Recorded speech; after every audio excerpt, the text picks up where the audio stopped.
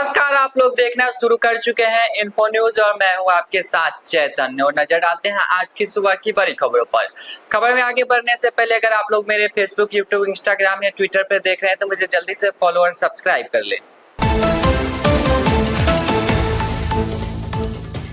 बिहार के मुख्यमंत्री नीतीश कुमार ने सीतामढ़ी जिले में अवस्थित मां सीता की जन्म स्थली पुनैरा धाम को सड़क एवं रेल मार्ग से जोड़ने के लिए प्रधानमंत्री नरेंद्र मोदी को चिट्ठी लिखी है। उन्होंने पीएम मोदी से अनुरोध किया है कि भारत सरकार द्वारा बनाए जा रहे अयोध्या से सीतामढ़ी जिले तक राम जानकी मार्ग के निर्माण कार्य को जल्द पूरा करने के लिए मंत्रालय को निर्देश दे, ताकि अयोध्या से पुनैरा धाम आवागमन में श्रद्धालुओं को सुविधा हो। साथ ही प्रधानमंत्री से यह भी आग्रह किया है कि अयोध्या से सीतामढ़ी के बीच एक वंदे भारत ट्रेन के परिचालन हेतु रेल मंत्रालय को निर्देश दे।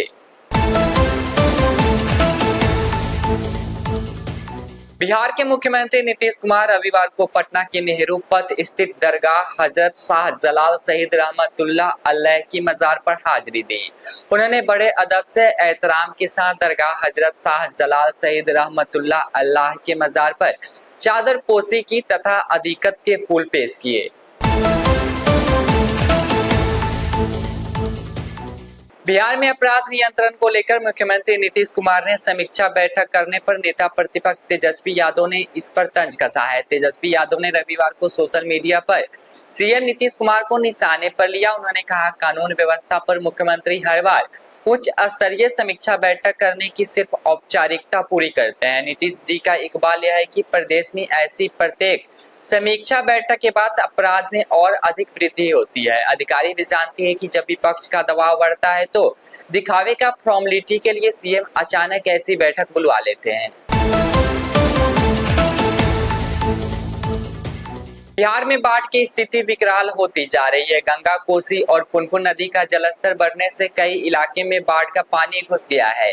बीते 24 घंटों में बाढ़ से अब तक 9 लोगों की मौत हो चुकी है, जबकि मुंगेर, भागलपुर, लखीसराय और बेगूसराय में स्थिति सबसे ज्यादा गंभीर है। प्रशासन बाढ़ पीड़ितों को राहत पहुंचाने में जुटी हुई है।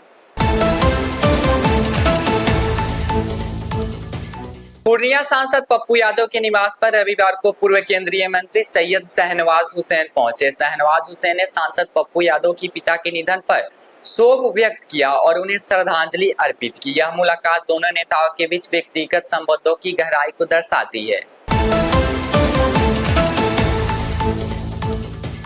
केंद्रीय मंत्री जीतनराम मांझी नवादा के कृष्णनगर में हुए अग्निकांड के बाद पीड़ित परिवारों से मिलने पहुंचे और प्रशासन पर लापरवाही का आरोप लगाते हुए सीबीआई जांच की मांग की। मांझी ने कहा कि अगर कोर्ट समय पर फैसला देती तो महादलित परिवारों को इस मुसीबत का सामना नहीं करना पड़ता।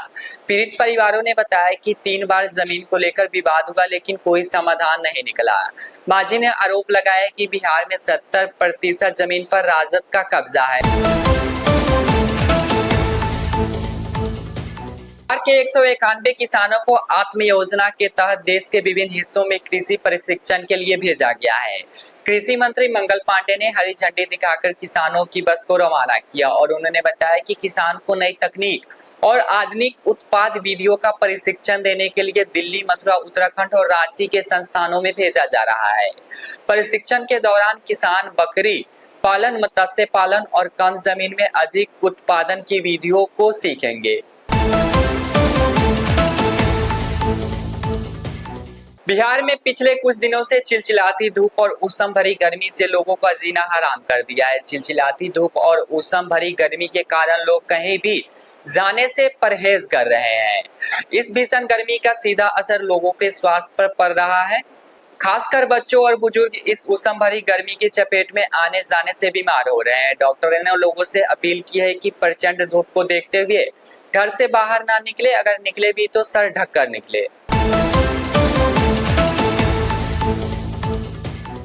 बिहार में भूमि सर्वे कराने के लिए 3 महीने का समय बढ़ा दिया गया है। वहीं इस मामले को लेकर बिहार के राजस्व और भूमि सुधार मंत्री दिलीप जायसवाल ने कहा कि भूमि सर्वे लगातार चल रहा है और ये तब तक चलता रहेगा जब तक कि हम लोग इसको समाप्त नहीं कर ले।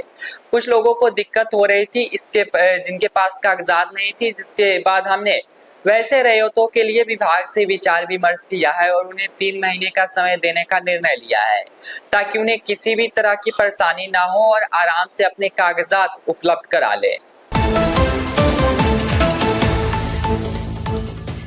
पद्मश्री पद्म विभूषण से सम्मानित लोक गायिका सरदा सिन्हा के पति डॉक्टर बृजभूषण सिन्हा का निधन रविवार को इलाज के दौरान हो गया। करीब 80 साल के रहे डॉक्टर बृजभूषण सिन्हा 2 दिन पहले गिर गए थे। गिरने से उनके सिर में चोट आई थी, जिसकी वजह से ब्रेन हैमरेज हो गया था। अभी के लिए इतना ही। देश और दुनिया की बाकी खबरों के लिए देखते रहिए इन्फो न्यूज।